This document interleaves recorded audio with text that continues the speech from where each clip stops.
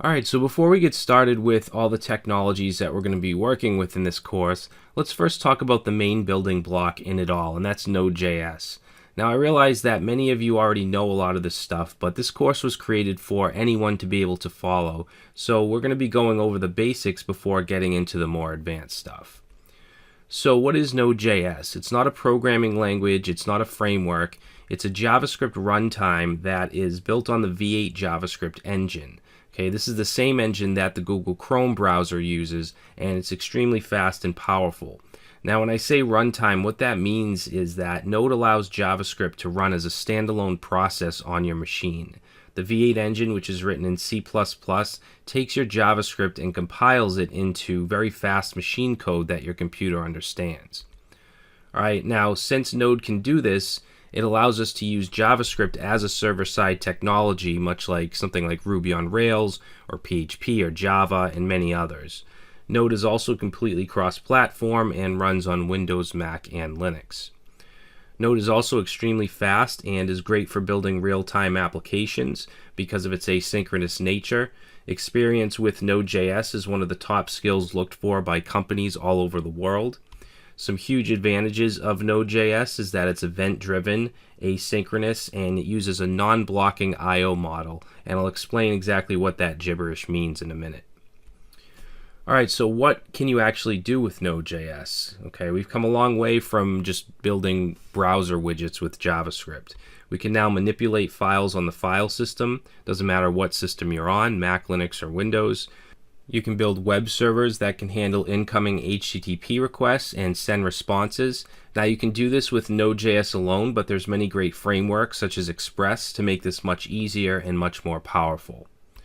Alright, so you can work with just about any database. There's all kinds of drivers and modules for MongoDB, which is the NoSQL database that we'll be working with, MySQL, Postgres, Redis, just about any data store that you can think of. Alright, you can build powerful RESTful APIs that can take in HTTP requests and send data back in multiple formats. You can build a backend with Node and Express or some other backend framework and then combine it with a front-end framework like Angular or React or Vue.js and build really powerful full-stack applications. You can also build complete server-side applications that can render views and templates right on the server with multiple template engines, and that's what we'll be doing in this course.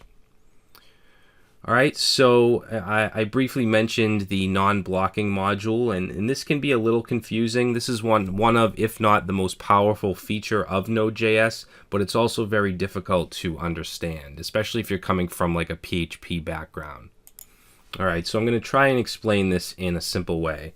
So I/O stands for input-output, and an example of an I/O operation would be reading or writing to a database, changing files, uploading files, making HTTP requests, and getting responses. All of these things are examples of I/O operations. Well, with traditional blocking models, like let's say how PHP works on an Apache server, you have to wait for one thing to be done for another to start. Okay, that's a blocking model. You're blocked until one thing is finished. Well, with Node and it being asynchronous and non-blocking, we don't have to wait for one thing to finish to start another. We can keep going, and when that initial I/O operation is done, a callback fires off, and then we can do what we want with that result. Alright, so let's say with uploading a file on a blocking versus non-blocking model. So let's take a look right here.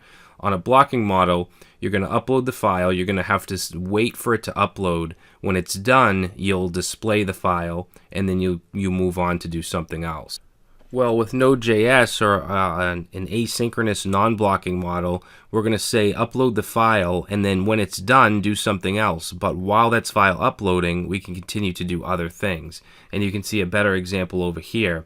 And all of this happens in something called an event loop. That's why Node.js is called an event-driven system. So basically we say upload the file as soon as it's done, then display the file, and then we'll move on to do other stuff while the file's uploading, and then when it's done, an event will fire off, it'll say upload's finished, and then the file will be displayed. Okay, and then it will continue to do all this other stuff. So you can see you save a bunch of time because you're able to do this stuff while the file's uploading. It's not blocked. All right, so that's what makes Node.js very, very powerful and very, very fast. All right, guys, so that's a very brief summary of what Node.js is. In the next video, we're going to go ahead and we're going to install Node.